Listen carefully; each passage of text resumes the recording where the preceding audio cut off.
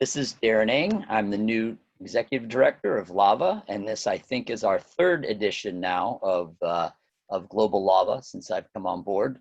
Our Global Lava team is doing a fantastic job creating panels from all over the world. Today's Latin America. The last two we've done is from Europe and Africa. Today our guests, I think Ingrid is in Mexico City, our moderator. Maria is in Guatemala City.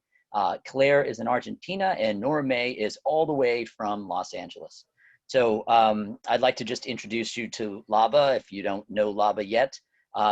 We are a professional association supporting the ecosystem of the venture startup space here in Los Angeles. I see it as a giant mesh network of all these little sub-communities, and our role is to help facilitate communication, collaboration, and deal making between each of the nodes, whether it's venture and angels, kind of centered around them, or it's, in this case, it's startups from different parts of LA that are looking to do investments or deployments in Latin America. And there are many countries. In fact, there's 20 countries in Latin America that they can deploy into.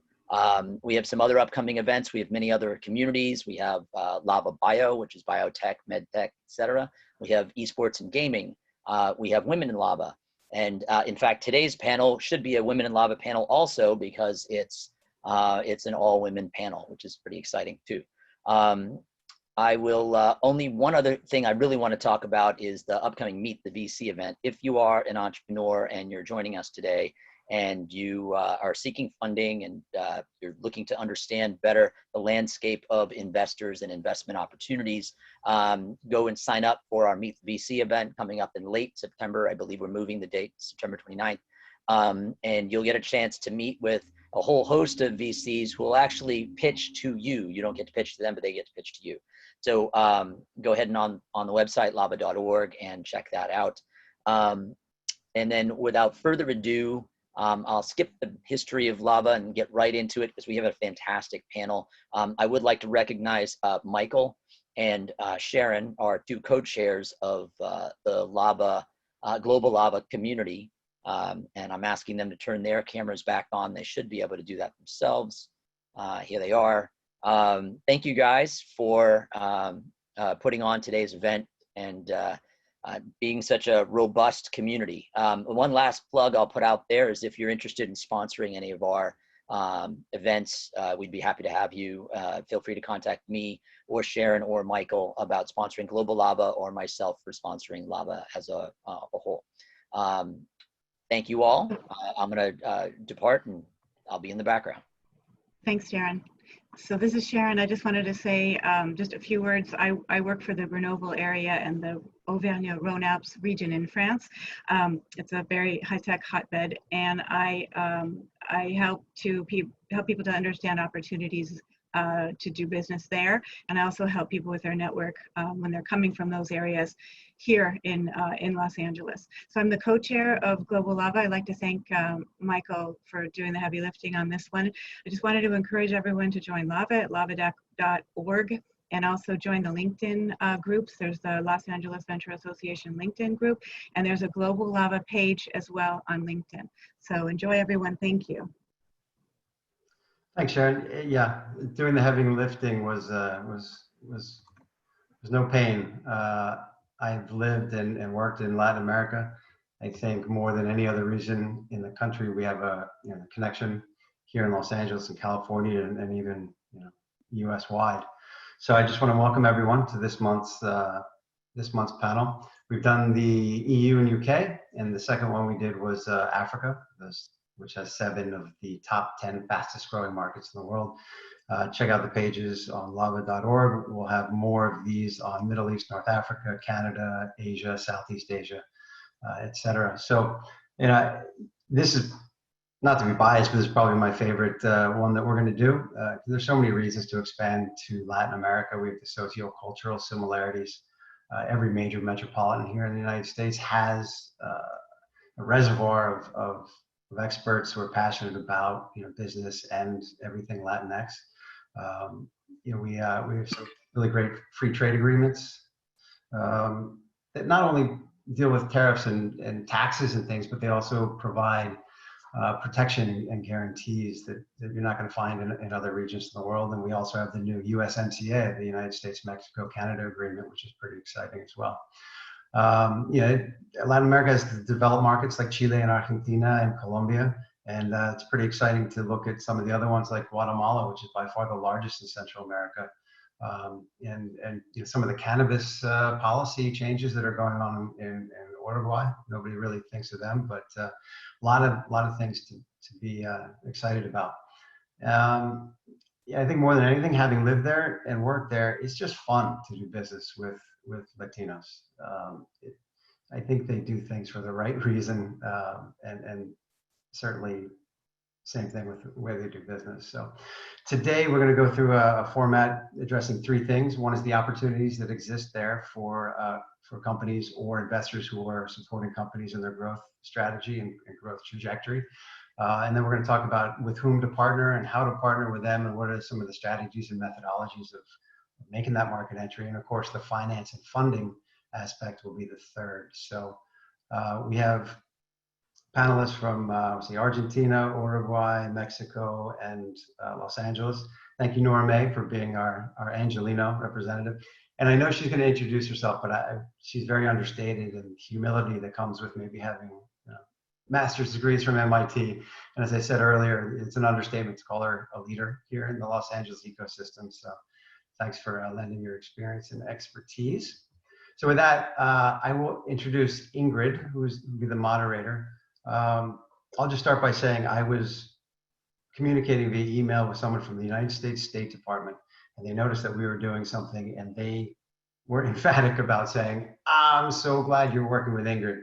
So when someone from the State Department in DC already knows who Ingrid is in Mexico, I think that says a lot. So in addition to being a CEO of her own trade company, she's the senator to Mexico for the World Business Angels Investment Forum.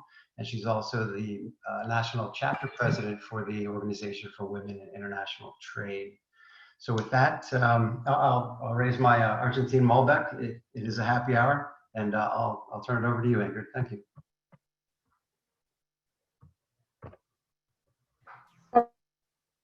And here you go. You hear me, right? Thank you very much, Michael, for the invitation. I'm very pleased and I'm very happy to share the panel with three amazing women, and I'm pretty sure that we share this passion, for women empowerment, to invest specifically in women. That is one of the things that I love the most to do, because it's not a smart thing to do, but it's, the multiplier effect that we cause on it is amazing. So yeah, thank you very much for the invitation again. And I really want to ask you ladies if you want to introduce yourselves before to start the conversation. And it's a pleasure for me to meet you here, to share with you this panel. So if you want to start, Norma, please. Sure. Hi, everyone. Nora May Cadena. I was born in Mexico, in Colima, raised in Los Angeles, and I'm an engineer turned investor. I spent over a decade in the aerospace industry, and then found my way into venture as the perfect cross-section between technology, innovation, and creating opportunity, which is what I really love to do. So 5 years ago, I launched a fund with two partners to invest in early stage founders building tech you can touch. We've made 22 investments globally, including in companies doing business across Latin America. Thank you very much. An amazing career. I'm pretty sure that also, you know the potential that in Latin America you can find in terms of these projects. It's a very innovative region. It's a very creative, with a lot of talent, young people, and that's amazing. We're gonna talk about this more during the webinar. So Maria, if you want to introduce yourself, please. Yes, hi. Yes, my name is Maria Sagi. I'm from Guatemala in Central America. I studied here computer science, but I was lucky enough to get my MBA in the US. And since 30 years ago, I've been trying to help to put together a lot of the technology projects in the region. Right now, one of the best known projects that we have started 10 years ago when we put together that's Silicon Valley here in Guatemala, and we are handling very big businesses and opportunities throughout the region and in the United States, especially with our collaborators in IBA. So we are happy to be here and to share our experience in Guatemala, Honduras, and El Salvador. Thank you for the invitation. An amazing region. I have also had the opportunity to work closely with entrepreneurs in Guatemala, and they have even, gotten prizes in regions such as Middle East, and it's as well amazing the work that they are doing. I have very good friends there too. So, and last but not least, Claire, if you want to introduce yourself, please. Hello, I'm Claire. I'm originally from California, but I'm married to an Argentine, and we've been living here in Buenos Aires for about 10 years now, maybe a little bit more. I am an investor with Magma Partners. We're a seed stage VC fund in Latin America. We've been investing since 2014 and have done about 75 seed stage investments. I got my start, I was an early employee at Twitter, and then spent about 5 years angel investing before I transitioned into VC. And at Magma, we're launching an initiative to promote female founders in LATAM. That's really my passion, is raising up female founders. So it's really, really especially wonderful to be on a panel tonight that is all women, and yet it's not about diversity and inclusion. I love it. Exactly. If there is one point that get us all together here is that one specifically, right? And it's the opportunity that we have in Latin America to do business and the passion that we put on this.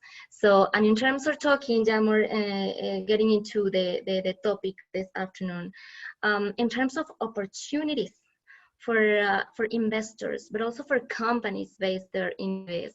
How do you see the region? How do you see your countries for sure, but also other countries with the ones you have been working with? I mean, there are opportunities to start creating a business, expanding their businesses. That is a very important question that I guess our audience really like to understand from you.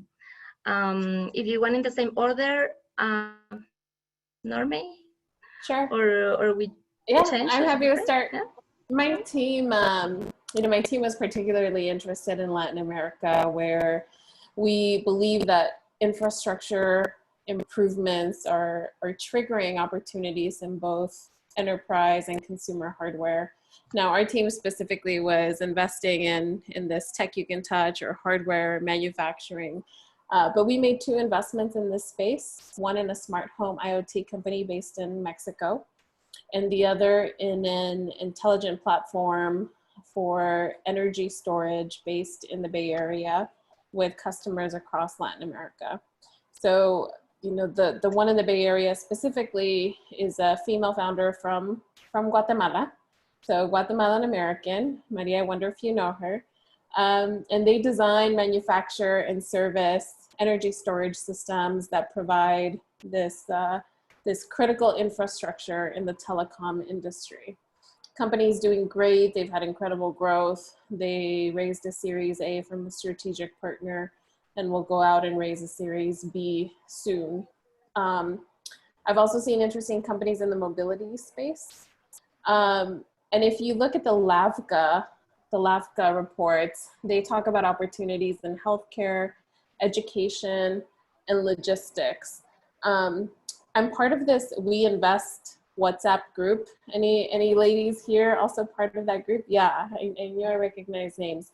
So there's a very fancy Google sheet going around tracking what all the women are investing in, and being the engineer that I am, I pulled some data. So there are about 100 women in the group, about 215 or 17 deals reported so far that the women in the group have directly invested in. So top is, as you might guess, fintech.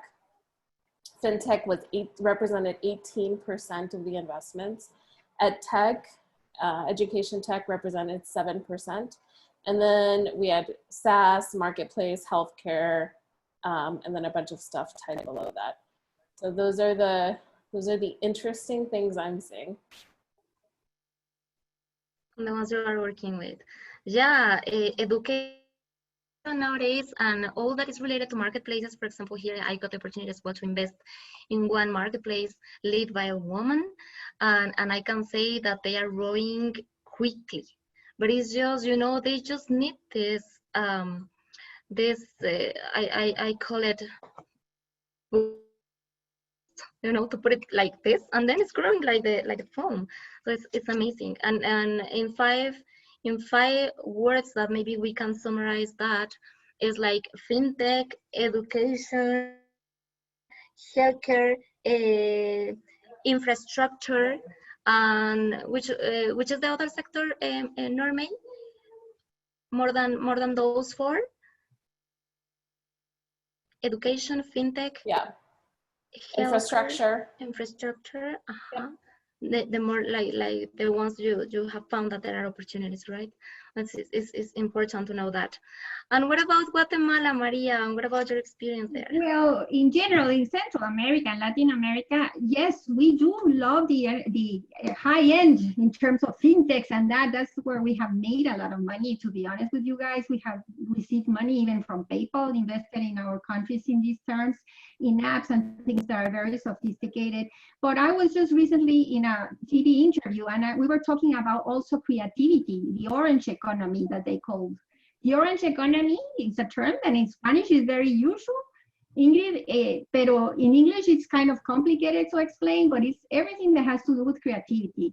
And we have people in these countries that are so creative, guys, in terms of developing games, in terms of developing pictures. I mean, they're incredible. And in Mexico too, remember that we share these stories from all Central America. So I do think that we do have some investment opportunities that are very sophisticated and are part of ecosystems like the ones we have in the Silicon Valley here in Guatemala.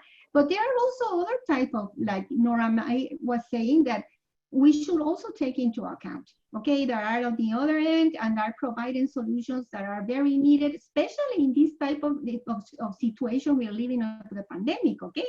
Maybe it wasn't valid 6 years ago, but now things have changed. So please take also that into account. Thank you.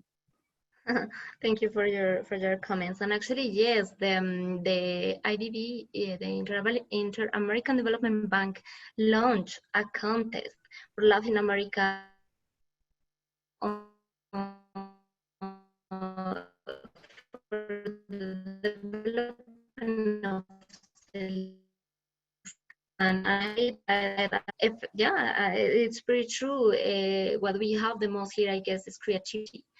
We are a very resilient region as a region, and then, you know, these emotions and passion and all mixed together get that like wow, that result now in terms of new developments.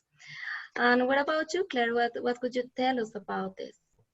So I think I would, first of all, build off of that point of resilience. You know, in Argentina, we are in an economic crisis. And a couple of days ago, I went to a pharmacy and I ran into an old friend, and I was chatting with him about some of the changes that we've been faced with because of the crisis. We were in an economic crisis, and now we have a pandemic, and so it has just exacerbated things.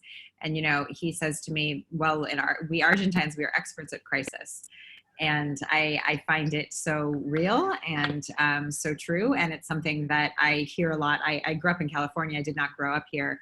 And just the incredible resilience of some of the founders that I have seen over the last some years of living here and funding them has really been extraordinary. And so I think when you think about investment opportunities in Latin America, I see two things. I see extraordinary resilience, and then I also see incredible economic arbitrage opportunities, right? So from an investor's perspective, the fact that I can get into an incredible fintech for a new women's bank in Central America right now, and I can get in an evaluation at less than half at what she will then raise in a few months from a US investor is stunning. And this happens to us again and again and again as investors here. And it requires that you sometimes know the culture, you know a little bit more about the founders so that you can spot something that maybe someone in Silicon Valley cannot spot. But it is it's astounding some of the opportunities you can find down here as a result. And I would also say from the female founder perspective, I'm really passionate about promoting female founders, and some of the research I did this year in an article I did in TechCrunch really showed that despite the fact that Latin America has fewer female investing partners than any other region in the globe, we are actually investing more into female founders. So in terms of dollars, in 2019, we were at 19% versus the US is only investing 14% of its VC dollars into female founders. And one of the reasons for that is fintech. And fintech is pretty interesting in Latin America. We have up to 5x more, we're saying, female founders than in the rest of the world in fintech companies. So, you know, these are just some of kind of the opportunities that are here, but they are real. They're real. But they're real. Yeah, it's just a matter to get connected, and it's just a matter to find the right way to enter into the markets and to know about those opportunities. And that is exactly the beginning of my second point, is how can you get together with those opportunities, or how can you get an approach, or how can you get an easy market entry according to your experience and according to what you have done it. So now we start with Maria, and then with Claire, and then with Norma. Okay, that's an easy for me. We're gonna change a little bit the dynamics here.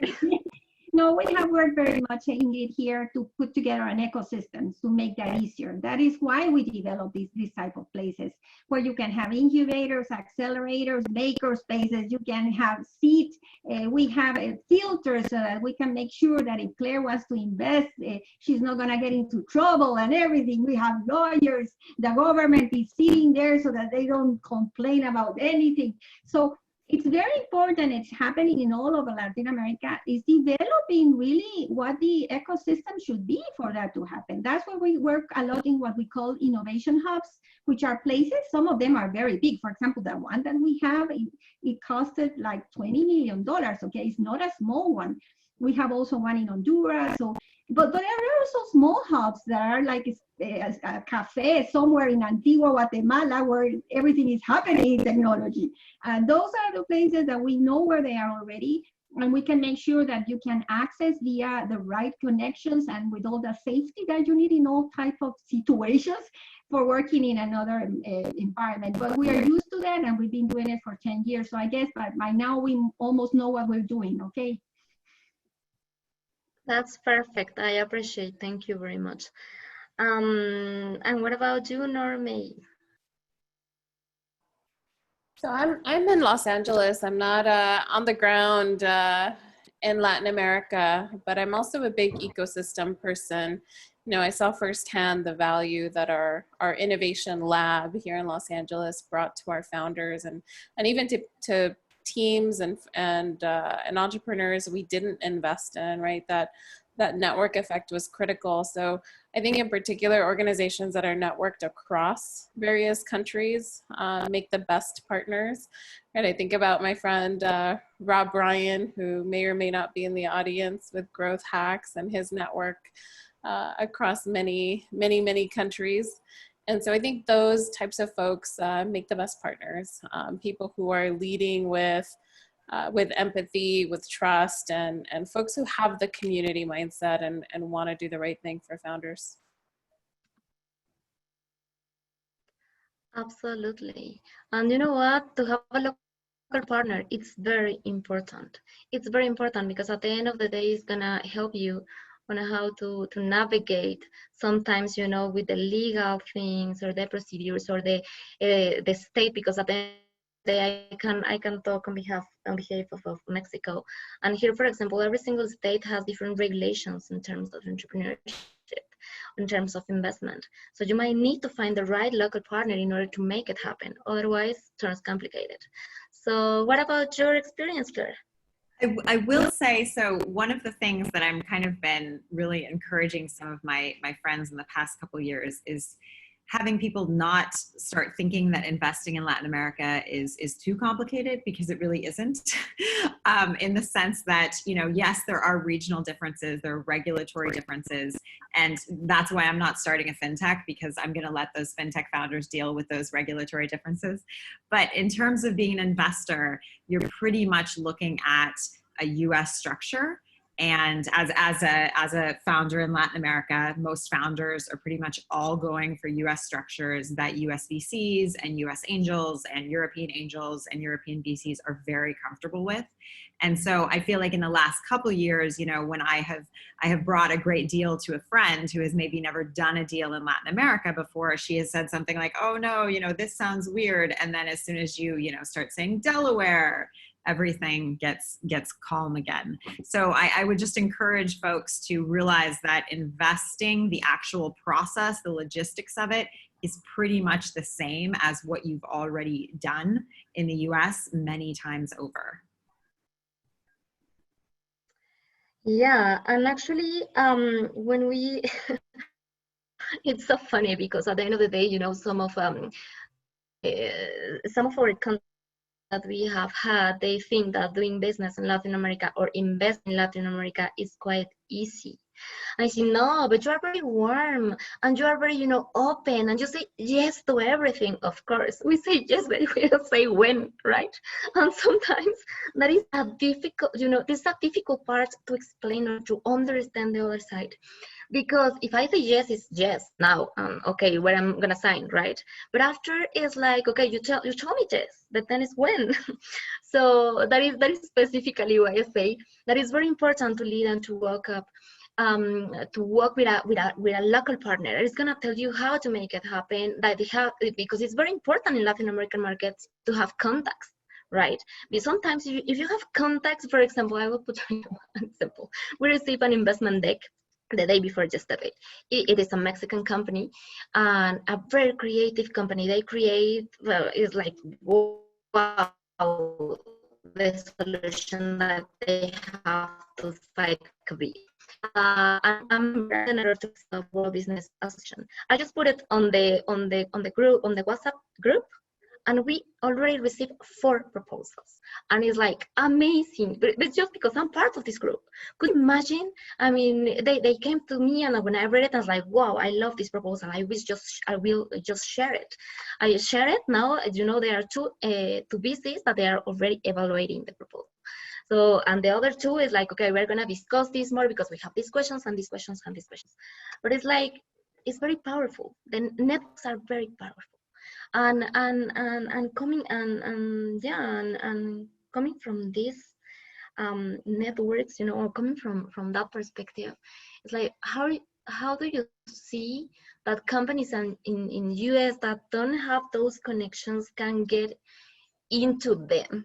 I know that it's $1 million question, but you know, maybe some recommendations are going to be useful for somebody here that is listening to us. So up to you ladies, who has the answer?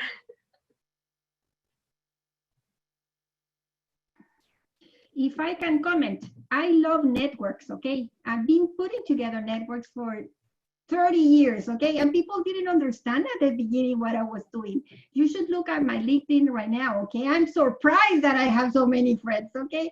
I think you should have networks and teach kids to have networks. For example, all my students have to have a LinkedIn page, and they better be a very good LinkedIn page, okay? Because I want them to have connections and good connections and know how to project.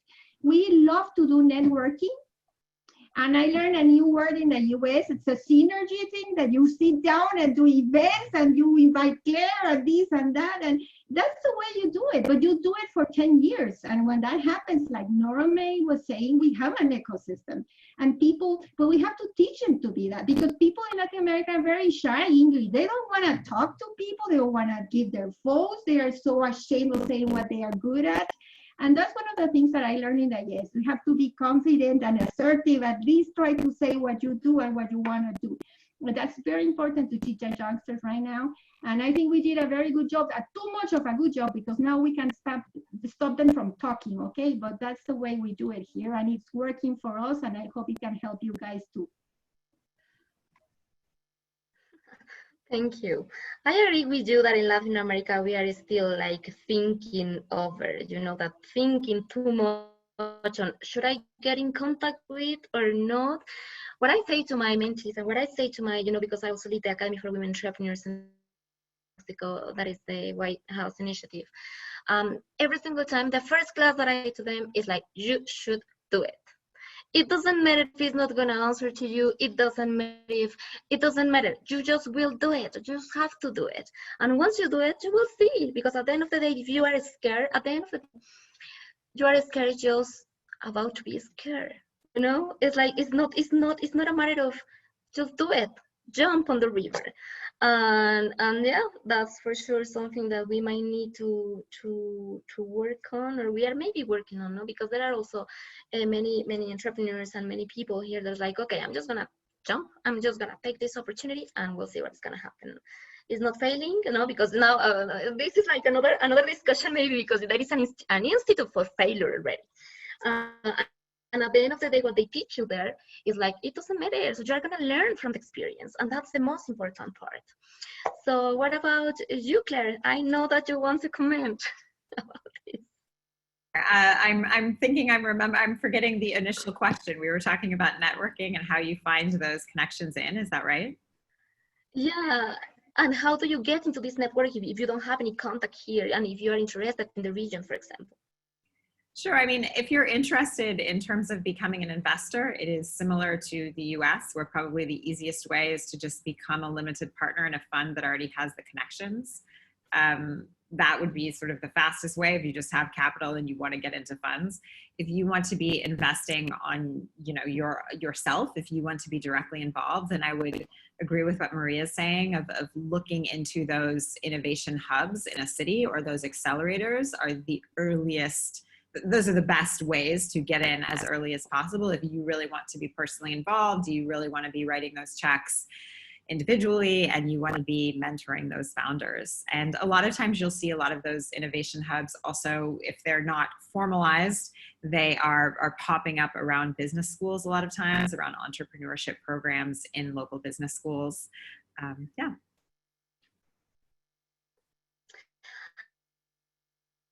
Yeah, and I would add to those recommendations to get in contact with the economic development agencies, because they have all the contacts, you know, in terms of regulation, in terms of entrepreneurship, or maybe ecosystems like that, and how do those ecosystems work in the local market. Because at the end of the day, at least in Mexico, the Entrepreneurship Institute in Oaxaca works in a different way than in Veracruz or in Puebla or in different.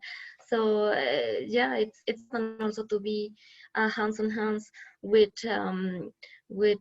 economic development agencies and municipalities sometimes. So what you share with us about getting to these connections? You got cut off, but were you asking me? Yeah, okay. You know, when we made our first... You got me now? I think so. When we made our first investment, we used a group in the US that we know does cross-border investing. And so we asked them for feedback and a recommendation when we were just dipping our toe in the water.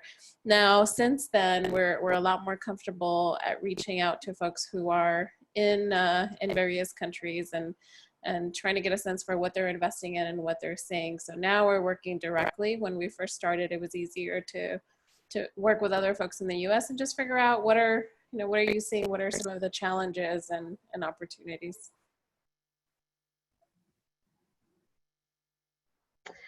And talking about this, I remember, for example, with the State Department, they got a project that it's called Young Leaders of the Americas Initiative.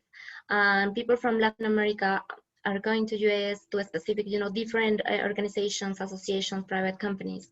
And they started working and getting these connections together. So the local companies accept Latin American people, you know, to be working there for free for 1 month or so. And then they create something that they call reverse exchange. And then it's the turn, from American people to come to Latin America and to start developing projects together. And believe me, they have been, for example, I remember a guy from Brazil, and he was practicing, he was doing an exchange with a language school in San Diego, and now they together open more schools, more like locations in Brazil. I mean, that it was an investment, it was a joint venture, an amazing case, and now they are growing quickly, because at the end of the day, it's just a matter to make this connection, and then it's like everything is gonna, oh no.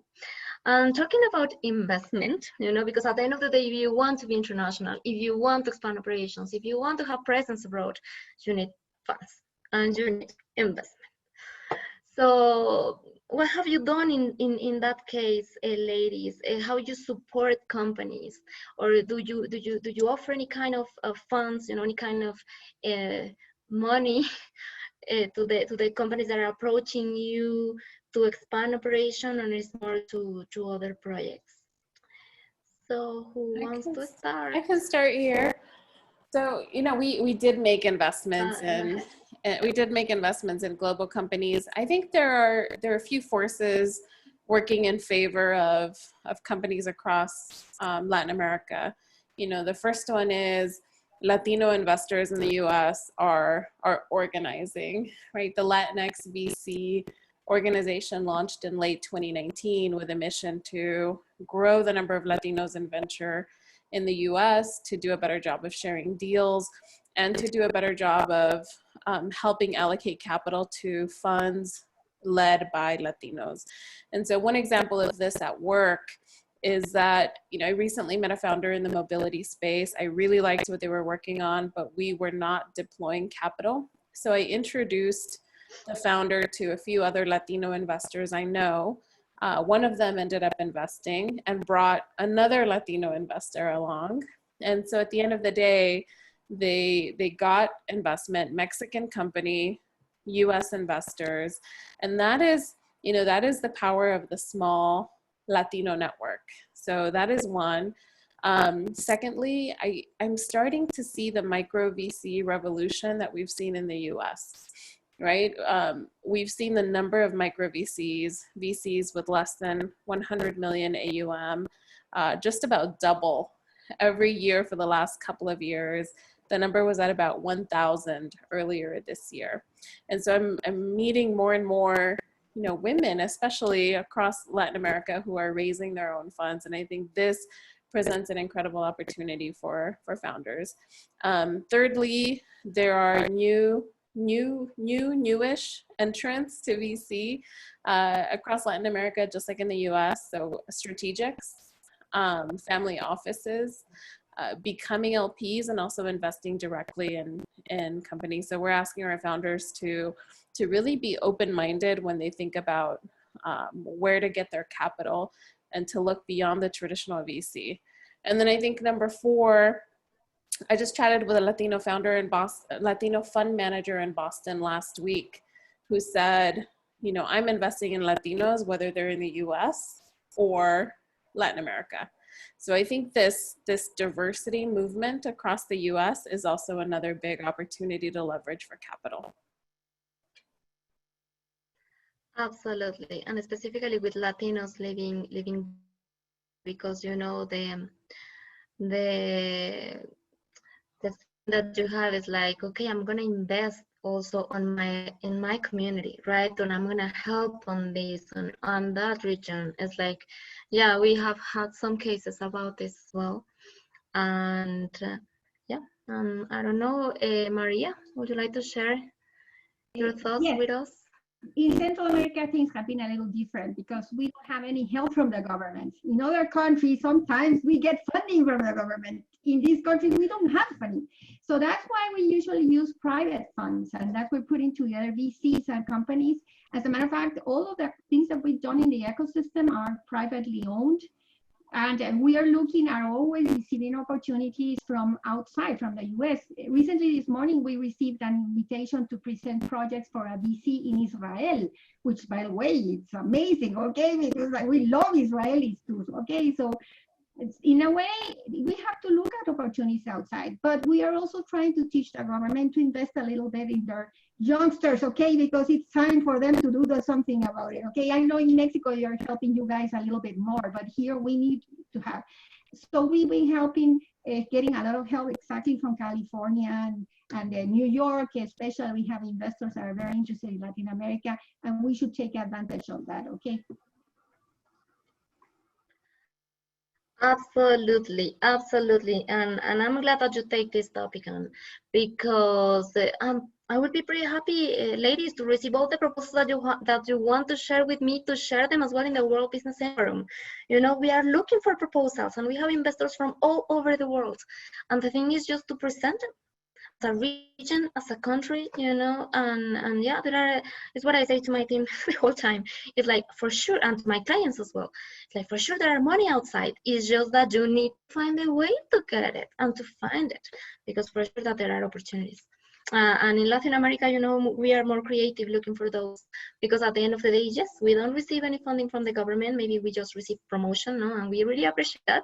But at the end of the day, you need to be working closely with the VCs, with the angels, you know, in terms of getting opportunities done. And I don't know whether you want to share with us, Claire.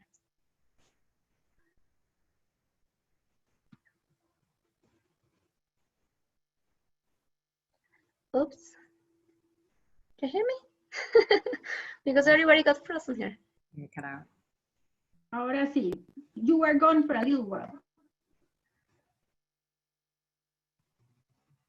Ahora sí. Me está cortando. Here you go. Yeah. I can hear you. Yeah. Now I hear you. You hear me? You go on, because I think I'm cutting. Okay, perfect. No. I was just asking you, Claire, how do you see these? I mean, how do you see the investment or the funds, or how can companies how can companies accede or get access into this, into new opportunities, right? Sure. I mean, so I think companies who are looking for VC funding in Latin America, or, you know, looking to expand in Latin America and thus want a Latin American VC fund on their team, I don't think it's that hard, because the ecosystem is so small.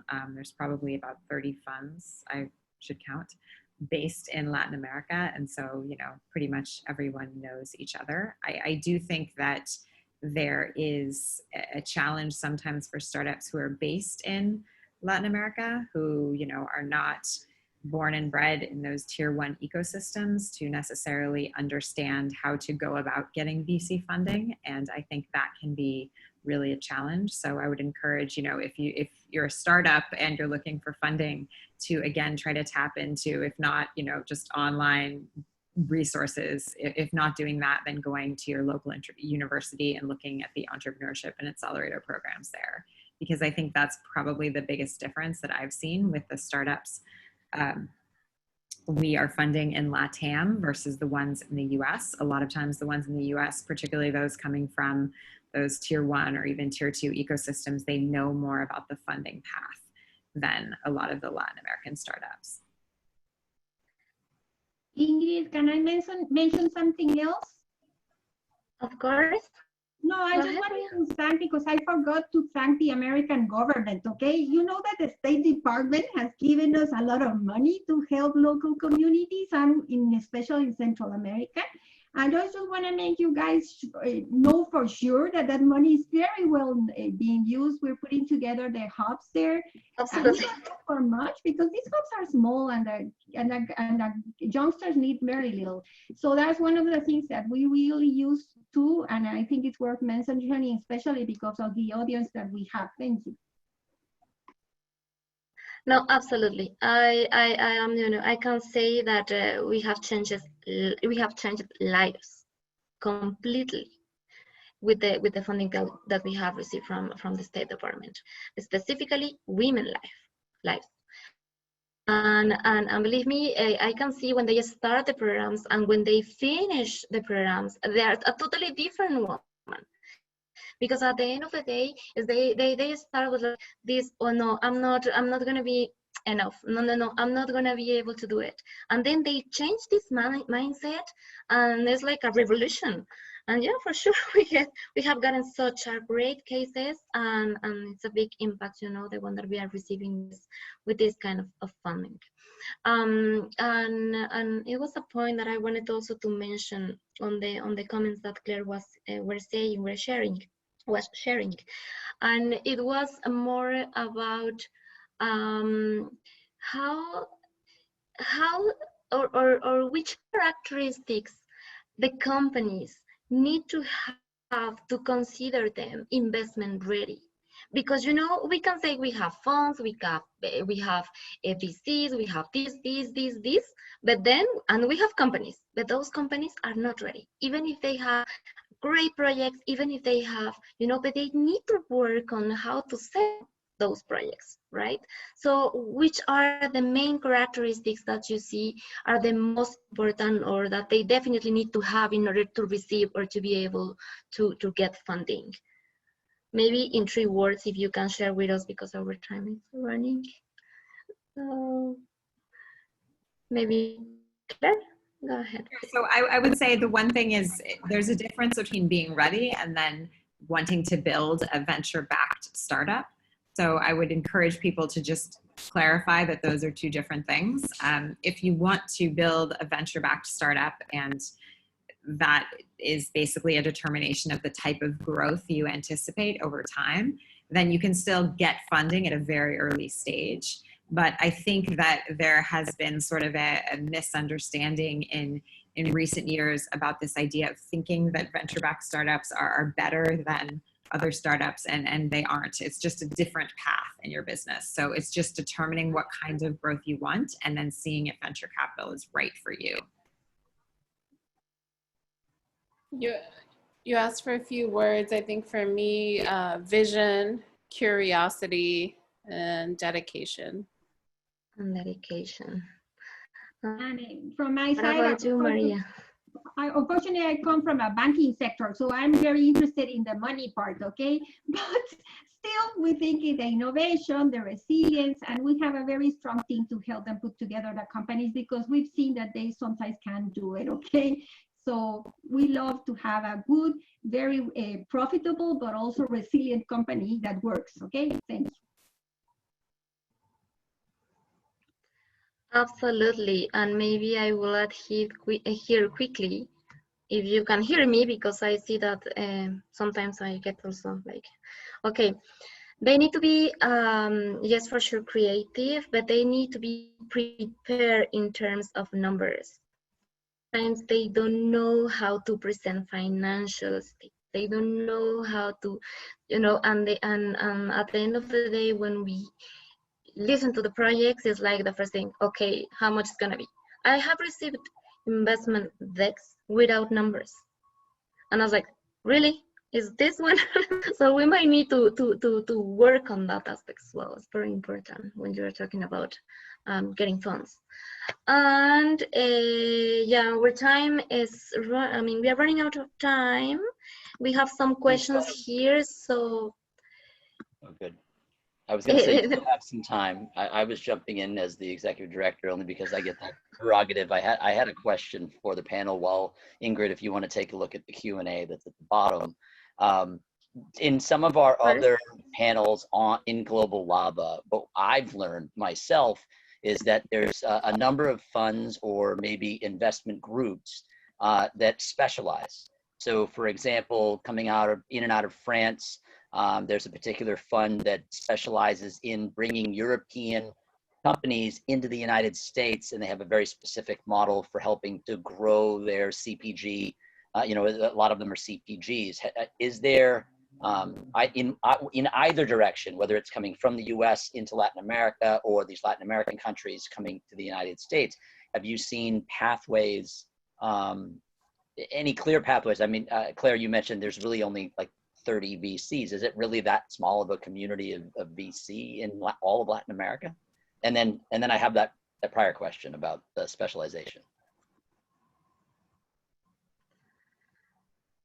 Who wants to answer, Maria, or because Well, just to comment on our case, we have to use private investors with VCs that are very specific. Okay, we unfortunately haven't reached the big ones, although we are participating in a lot of calls, like you say.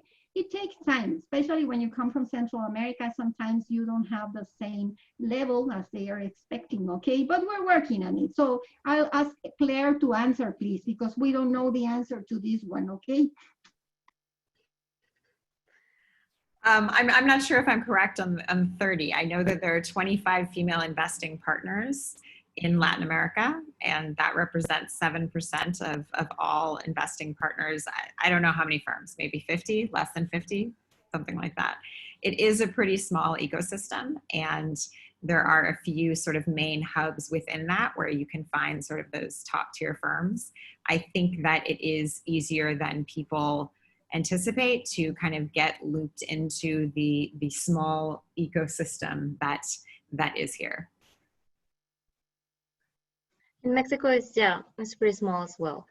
So I don't have the number, but I for the projects and the activities that we have been developed recently, it's not a big market. It's not a big community yet.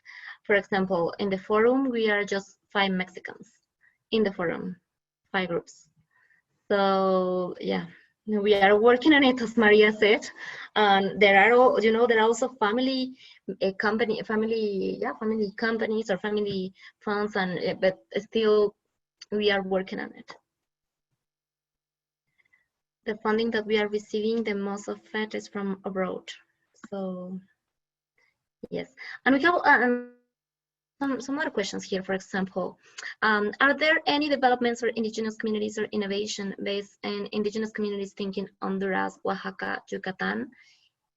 I can answer for Oaxaca, and yes, actually we are working directly there with the Academy for Women Entrepreneurs, and at the end of the day they go into a pitch competition and they get funding.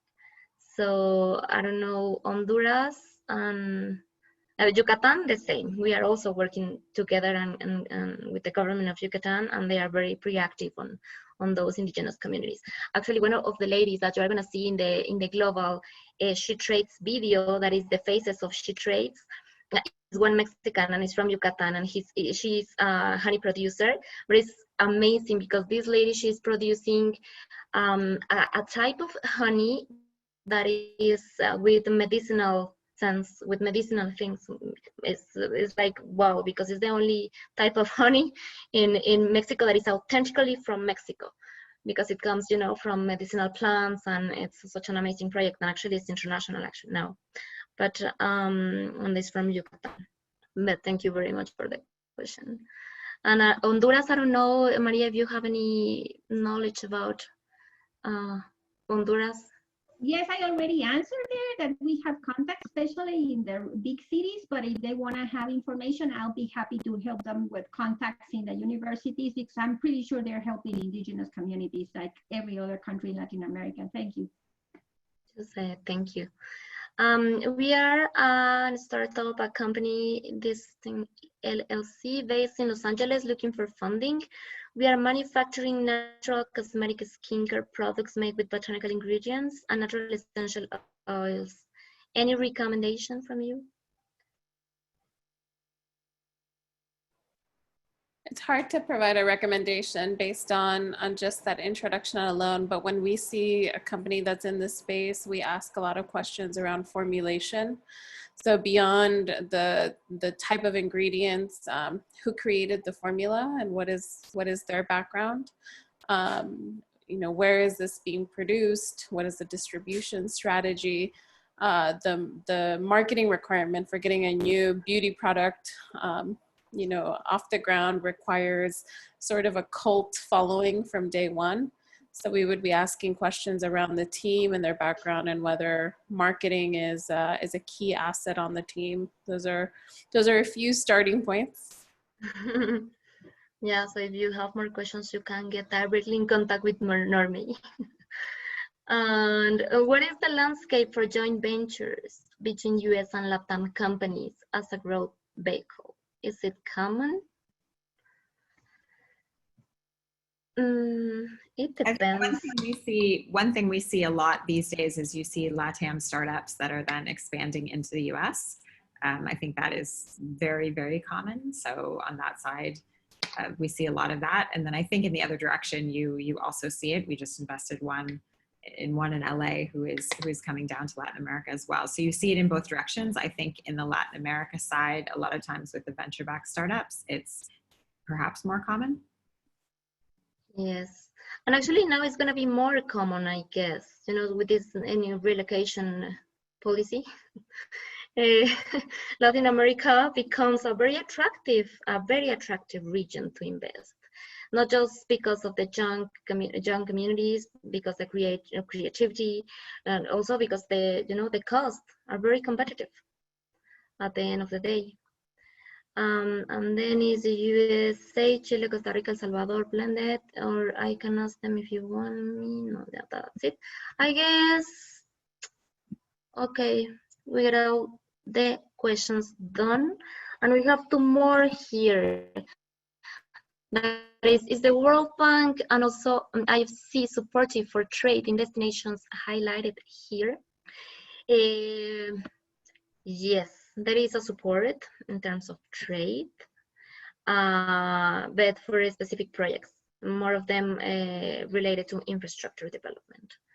But yes, there are, and security, but yes, there are. I don't know, ladies, if you want to add any comment on this? Not really. And is there any interest in distributed computing in the regions highlighted here?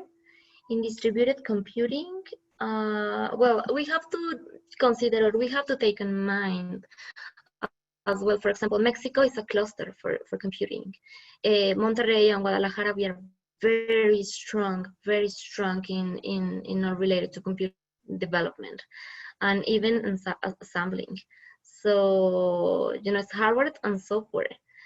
Maybe, I don't know, maybe in the other, I also heard that Central America is very competitive on this. We have lead missions in terms of services and IT solutions as well. So, but I don't know if you want to add any other comment on this. I will double check because I'm not pretty sure that, you know, maybe doing a joint venture or maybe getting a partner just to expand operations is gonna be the way to get into the market.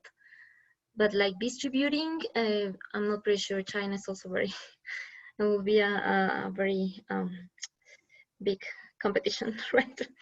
Competitive environment here. But just, I don't know, maybe, yes, oh my God, we ran out of time. I don't know if you have any other question. If you don't have more questions, I guess, ladies, I will just kindly ask you to give the final words to finish on time. Any recommendation to the audience? No, it's great to be here, and thank you to everyone for sharing kind of this moment. One recommendation to check out the Latinx VC Twitter handle. There's also a Latinx VC Jobs Twitter handle. These are great places to find other Latino investors across the US who are interested in connecting and growing our numbers.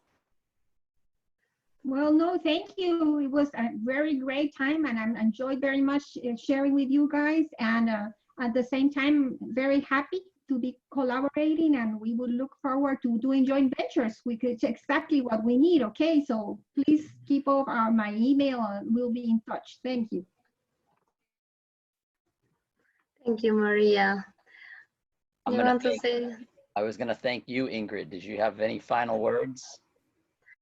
Yes, come to Latin America, invest in Latin America, get these connections, these networks, you know, at the end of the day, you're gonna have, believe me, you're gonna have very good experiences.